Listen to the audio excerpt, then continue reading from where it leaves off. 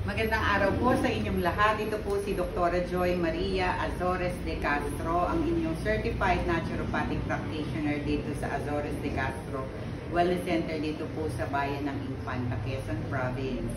Ngayon pong araw na ito ay isa sa mga pasyente ko ang kasama ko ngayon para makapag-bahagi sa mga nanonood, sa mga subscribers ng aking YouTube channel at saka po sa mga pasyente na naniniwala sa natural na pamamaraan ng gamutan. So ngayon pong araw na ito ay hayaan ko magpakilala ang aking pasyente, si Mother. Ako po si Nelita Auditor, taga Barangay Luminan. Ako po ay nagpatingin kay Doktora sa aking problema sa kidney. Ito po ay 4 na taon ko nang pinapagamot. Pero hindi po gumagaling. Nagpasya ko na ako, hindi pa rin. Nandun pa rin? Nandun pa rin. Nagpa-kidney center na ako, hindi pa rin. May nakapagsabi na dito daw ay magaling. Kaya ako yung thank you naman po. So, yung pong isa ko sigurong pasyenteng taga din sa barangay ninyo, na ilang beses na din si tatay na nagpa-shockwave, tapos every time na ultrasound siya sa NKI, nandun pa rin yung bato, tapos meron pa rin lumalaki, hindi pa rin nawawala.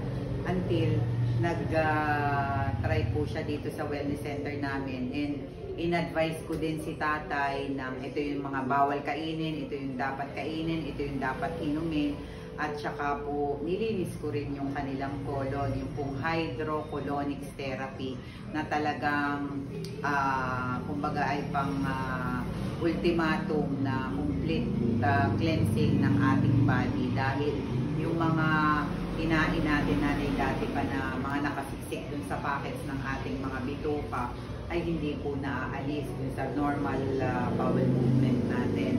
So sinundan din ni Nanay Nelita yung program na ibinigay ko sa kanya. Then after po nung ika-4 na colonics, pina-ultrasound ko po siya just to check kung talagang nawala, naubos, wala na yung bato dun sa kidney niya.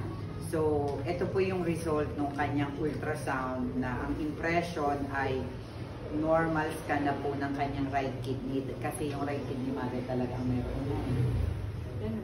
Left and right meron. So, normal na. Sabi nung nag-ultrasound sa kanya, wala nang nakita.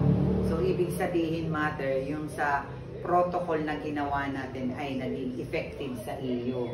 At si mother po ay talagang masunurin siyang pasyente. Pag sinabi mong bumalik, talagang nabalik. Pag sinabi mong ito yung inumin, talagang ito yung inumin. So, sabi ko nga, nagiging successful yung mga pasyenteng naniniwala sa natural na pamamaraan ng gamutan. Pag talaga pong dinidisiplina nila yung kanilang sarili, kasi disiplina talaga yan sa pagkain. Sabi nila, yung pong pagkain natin, malaking factor kasi yun yung ibinapasok mo, inaalkansya mo sa katawan natin. Kung ano yung tamang kinain mo, magiging tama din po yung function ng lahat ng parte ng katawan natin. Walang problema. So yung mga dating wala tayong sakit na sa katawan natin, naialis po natin yan sa natural na pamamaraan.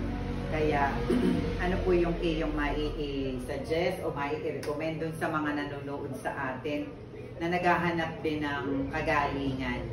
Opo. Ina-advise ko po na kung kayo may mga kidney stone, ay dito kayo pumunta kay Dr. Azores Castro at gagaling po kayo.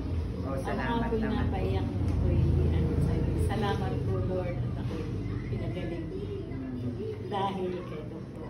Salamat po naman ng madami. Kumbaga, lahat po naman ang ay galing sa Kanya, lahat po ng karunungan, lahat iyan ay galing sa Kanya. So sabi nga, pag tayo sumusunod, Mother, ay talagang nire-reward din tayo, hindi man tayo may sakit. Kahit yung sa pang-araw-araw nating pamumuhay, pag tayo po'y naging maayos, ay talaga pong nakatingin naman sa atin ang ating Panginoon. Di po baga? Oo. Kaya maraming salamat po at isa na naman po na pasyente ang umayos at siya daw ay napaiyak. Napaiyak sa sobrang tuwa dahil siya ay gumaling, nawala. Kumbaga yung kanyang matagal nang iniisip na problema sa kidney ay naging normal na mother. Ano po? So maraming salamat po sa Diyos at maraming salamat din po nanay sa iyong tiwala dito sa aming wellness center. Ano po? So ang masasabi ko lang po, kung ikaw po ay umayos, sabi nga ay ibahagi, i-share. Dahil minsan, kumbaga ay may mga tao pong nalilito na ba? Saan na kaya pupunta? Ano na kayang gagawin? Ang problema. So nai-stress na. Kasi syempre, kaya tayo nagpapagamot. Naghahanap tayo ng makakagaling. At kumbaga si nanay ay naakay dito sa wellness center namin na siya ay magpagamot. At naging successful naman po. So maraming salamat po.